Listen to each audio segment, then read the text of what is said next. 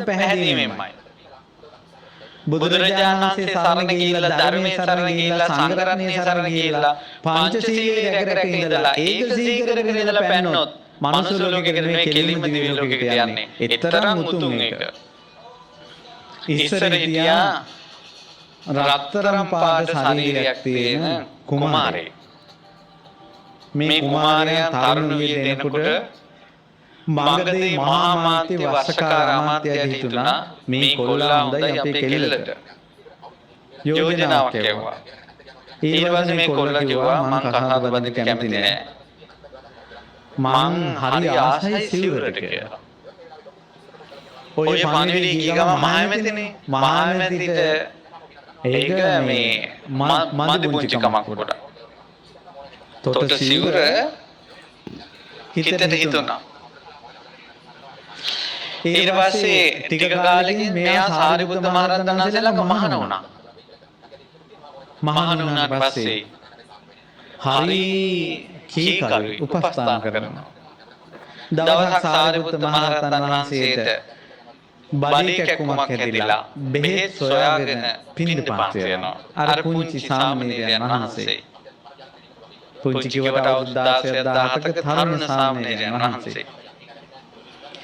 ඊට පස්සේ යනකොට මේ ටිකක් දුර ඇවිල්ලා මොනේ දාඩිය පාත්‍රේ විල්ලා යයිනේ තියලා වතුර දොලකට බහලා මූණ සෝදනවා. ඒ අතරේ හොරෙක් රත්තරන් ටිකක් හොරකම් කරගෙන යනකොට මිනිස්සු පන්නනවා.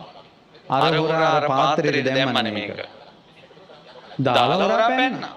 මිනිස්සු ඇවිල්ලා බැලුවා මෙන්න පාත්‍රේ රත්තරන් එක්කෙනේ මූණ හොදනවා. වර උඩට කිව්වා. අල්ලගෙන කම්බලට ගහගෙන ගියා එක වචනයක් කිව්වේ නෑ. ඉවසුවා.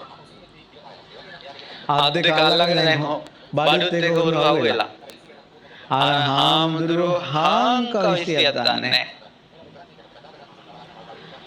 ඊට පස්සේ කිව්වා දැන් අරන් ගියා නඩු ශාලාවට මේ වගේ ශාලාවක් තියෙනවා නඩුකාරණන් වහන්සේ මෙතන ඉන්නවා.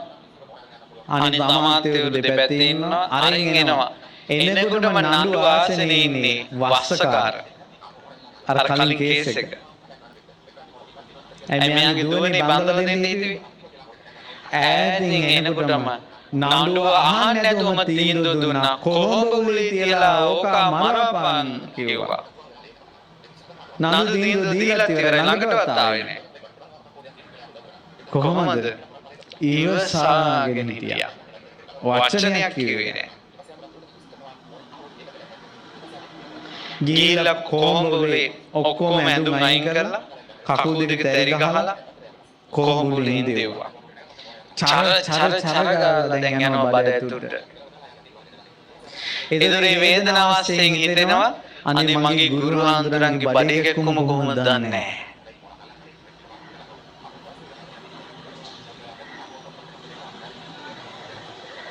මෙතනත් ඇති. මෙතනත් ඇති. බත් පත අතට ගන්නකොට ගෙදර මතක් වෙන. දරුවෝ මතක් වෙන. බිරිඳ මතක් වෙන. බත් පතේ බත් ඇට ගන්නට වැඩි මතක් වෙන අය ඇති. හැබැයි අපිට මතක් වෙන්නේ අපේ ජීවිතේ උඩට ගන්න පුළුවන් අය නෙවෙයි අපේ හිත බැඳුන තැන. අර උත්තර සාමණේරයන් වහන්සේට මතක් වුණේ සාරිපුත්ත මහ රහතන් වහන්සේ. සාරිපුත්ත මහ රහතන් සමාධියේ දිවසින් දැක්කා. භාග්‍යවතුන් වහන්සේට වදාළා ස්වාමීනි උත්තර සාමණේර අනුතරටපත් වෙලා යම් සාරිපුත්ත කිව්වා දඬුවම් බිමට. උල තියලා තියෙන තැනට ගියා. කකුල් දෙක තැරි ගහලා උල ගිහිල්ලා දැන් බඩේ මෙතෙන්. එහෙම ඉන්නවා. මේක වේදනාවට කඳුල වැටෙනවා අඬන්නේ නැහැ. බුදුරජාණන් වහන්සේ වදාළා උත්තර සසරේ කරපු දෙයක් කිව්වා. බුදුරජාණන් වහන්සේ වගේ උත්තර බඳින්න ගියේ නෑ නඩුකාරයා ළඟට. කිව්වා උත්තර කර්ම දෙකක් එකට ආවා කිව්වා. කලින් හරක් බල ඉන්නකොට ගෝපාල් දරුවෙක් වෙලා නිකන් ඉන්නකොට ඇඟේ මැස්සෙක් වහලා අල්ලගෙන මැස්සා. මැස්ස අල්ලගෙන කොහොඹ ගහක මේ අත්තා කඩලා ඒ උලෙන් යන ළමස්සට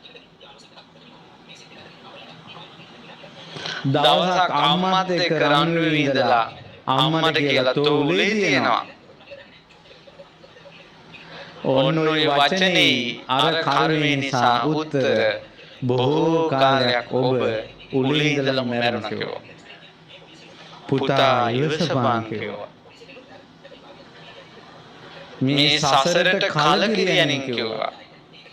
ආය මේ දුක් විඳින සංසාරෙට එන්න එපා මගේ පුතේ කියලා ඔළුවට අත තිබ්බා. බුදුරජාණන් වහන්සේගේ ශ්‍රී හස්තය අර සාමණේරයන් වහන්සේගේ හිසේ තියෙනකොටම ඇඟ සීතල වෙලා ගියා. වේදනාව අල්ප මාත්‍රයක්වත් නොදැනී ගියා. ඒ මේත සමාධිමත් කළා අරහත්ත්වයටපත් වුණා. අර උලට ගැහුවනේද මැස්සෙක්. ඒ මැස්සා උල ගලවගෙන ගිහිල්ලා. අම්මට කිව්ව නේද උඹ උලේ තියනවා කියලා. උලේ තිබ්බේ නෑනේ. අර උල දෙබා කරගෙන උලෙන් ගැලවිලා ආකාශයට ගිය අර තුවාල පෑවුණා. රහතන් වහන්සේ නම අවුරුදු 19න් ඕක සිද්ධ වුණේ. උන්වහන්සේ පිරිනිවන් පානකොට අවුරුදු 120යි. ඔබ පිළිගන්නවද දන්නේ නැහැ.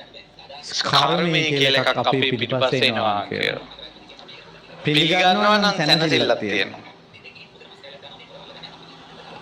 කර්මයක් තිබ්බොත් ළඟින්ද කොයින් හරි කැරකිලා එතෙන්ට වැටෙනවා. ඒකයි මං කිව්වේ මේ කර්මේ පටන් ගත්තේ මේ ජීවිතේ නම් මේක. අවම කර්ම තියෙනවා නම් 500ක් ජීවිත මේක පළවෙනි එක නම් තව 499ක්. පින්වත්නි වහ ගැලවෙන්න.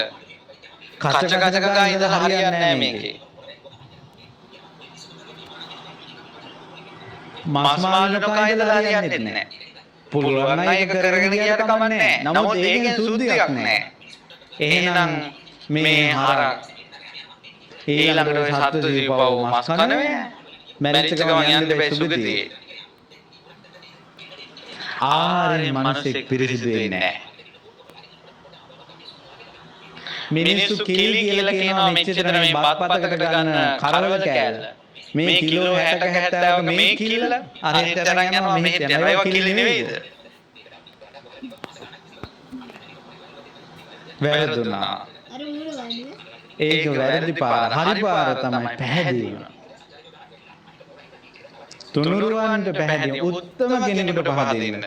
බුදුරජාණන් වහන්සේ තමයි පින්වත්නි ලෝකේ පහළ වෙච්ච උත්තමයන් වහන්සේ.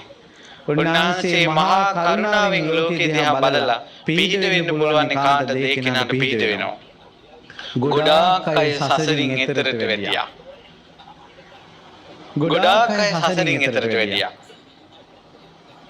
ඒ නිසා ඒ සසරින් එතරට යන්න ධර්මයක් දේශනා කරපු මේ වාගේ සංසාරයක් අපිට තියෙනවා කියලා අපිට කියලා දුන්න බුදුරජාණන් වහන්සේ සරණ යන්න. පින්වත්නි හැමදාම අපිට එක විදිහට ඉන්න බෑ. සමහර ලෙඩ ඇඳේ වැටිලා කුණු වෙලා පන පිටින් කුණු වෙලා අපිට මැරෙන්න වෙයි.